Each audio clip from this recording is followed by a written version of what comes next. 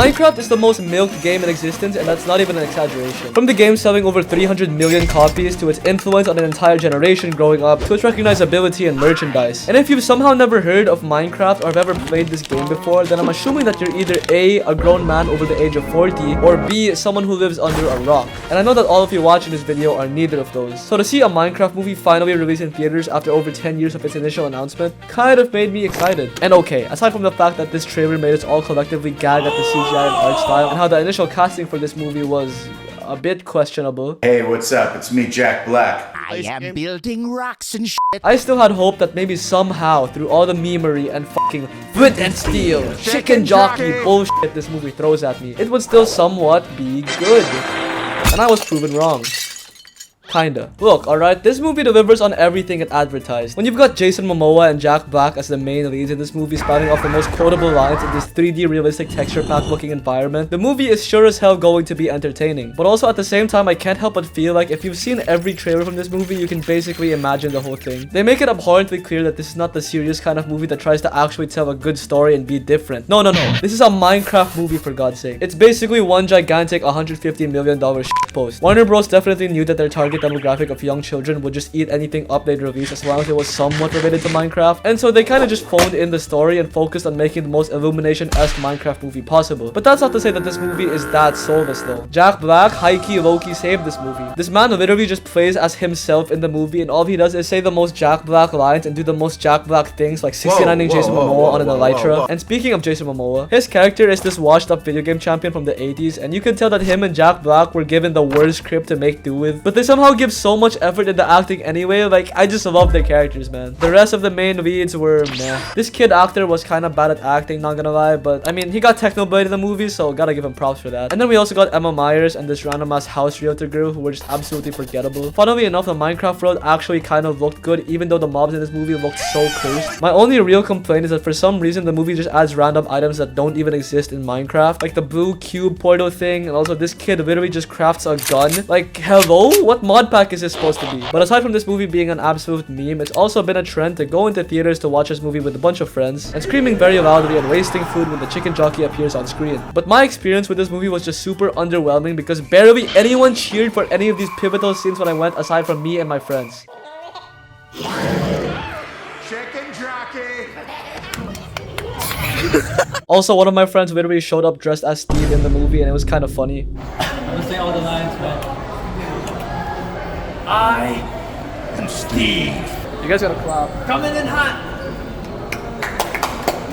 Honestly, I was pretty bummed out that my theater experience was kind of ruined for this movie, but hey, this movie's still gonna sell $1 billion anyway, so not really that big of a deal. But you know what is a big deal though?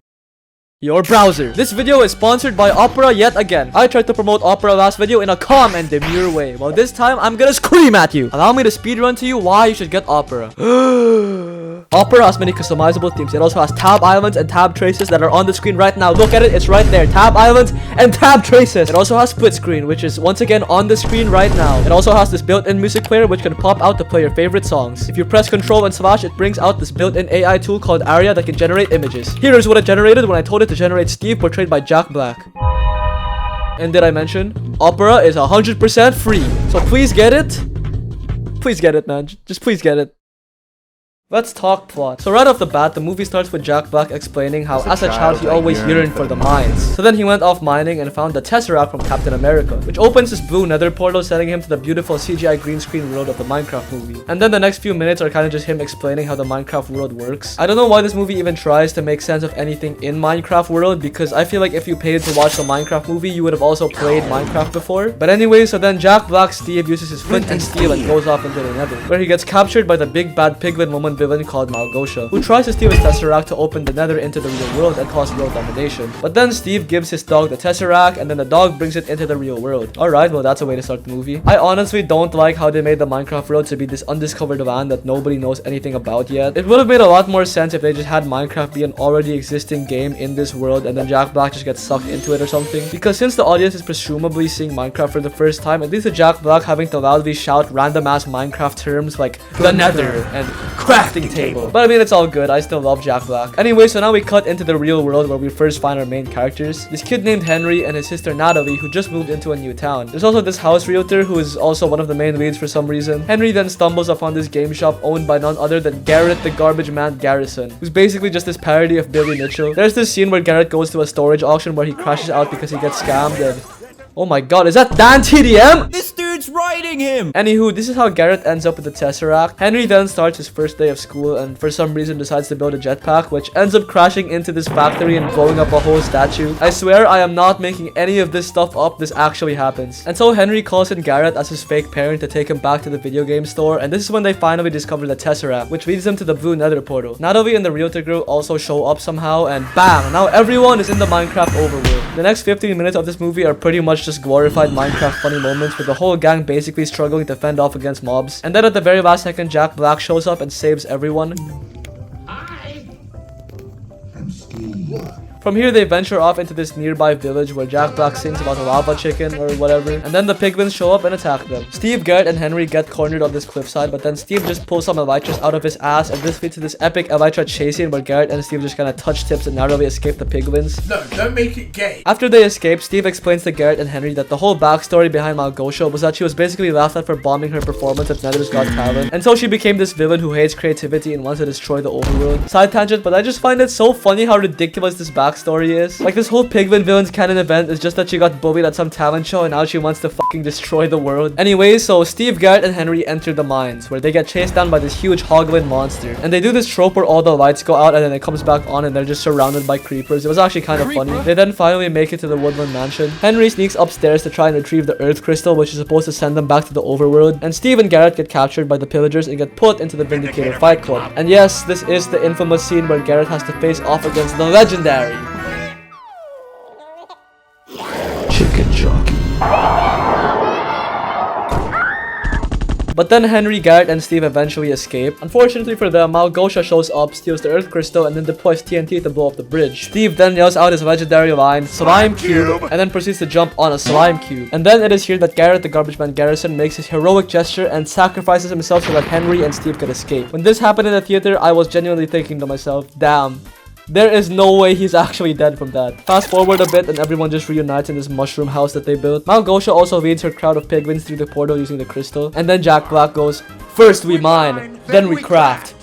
Let's Minecraft." Say that again? And I actually unironically laughed so hard when he said that. It just goes to show how brain rotted my brain has been because of this movie. This line is just pure absolute cinema, man. What can I say? And then the whole gang just creates a whole army of iron golems. This scene reminds me of when you play Minecraft as a kid and you just go into creative and create an iron golem fighting ring. They also have these boots of swiftness to create this blue golem, which I'm pretty sure isn't even in vanilla Minecraft, but honestly, who cares at this point? Henry then loads an ender pearl into his gun and pearls to the top of the nether portal to try and disable the crystal. But then a hoglin shoots him and he falls off the portal and dies. Rest in peace, Henry.